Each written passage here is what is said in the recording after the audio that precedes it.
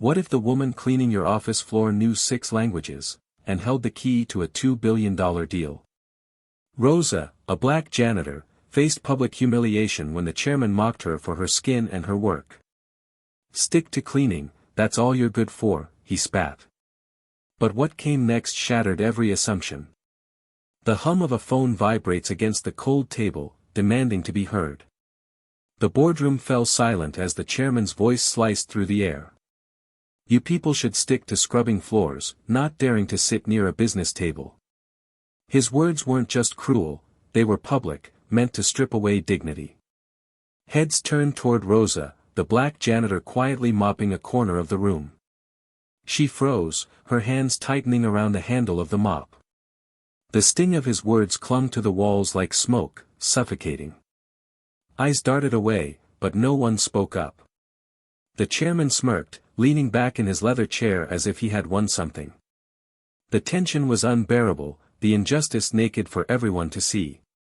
What he didn't realize was that the very person he tried to humiliate was holding a truth sharp enough to cut his arrogance to pieces. The shuffle of papers and the ticking clock were the only sounds as the moment stretched. Rosa kept her head down, but the room felt smaller, air tighter. Every step she took with her mop echoed like shame against the marble floor. Someone at the table accidentally tipped their coffee cup, the hot liquid splashing across the tiles near her feet. "Clean that up faster, will you?" another executive muttered, kicking her bucket aside as if she wasn't even human.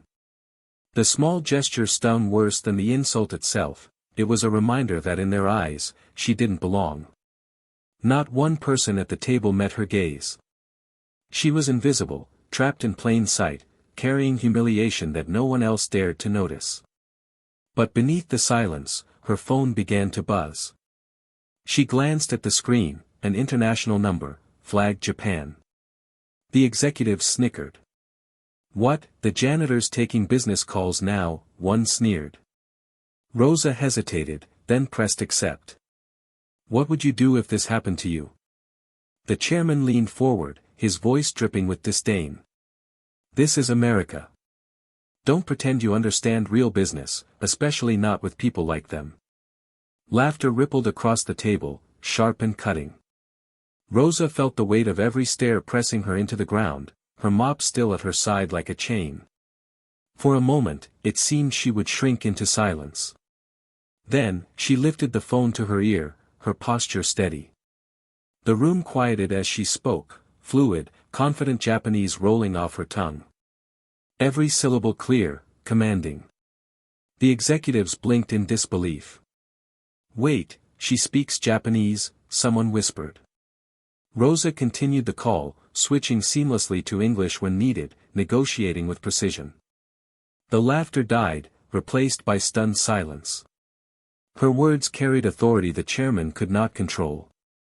And then, the revelation struck like thunder. She wasn't just answering a call, she was finalizing a deal worth $2 billion. The same deal the board had been chasing for months. The chairman's smirk collapsed into shock, his power unraveling in real time. The chairman's jaw tightened as Rosa ended the call with a polite bow of her head. "The contract is signed," she said firmly. $2 billion secured. Gasps rippled through the boardroom. He sputtered, "That's impossible." "How could you?" Rosa cut him off, her voice razor-sharp. "I speak 6 languages. I build bridges you couldn't even imagine." The executives, once sneering, now erupted in applause. The chairman slumped in his chair, exposed, his authority crumbling beneath the weight of her truth. Rosa set the mop aside, her eyes steady.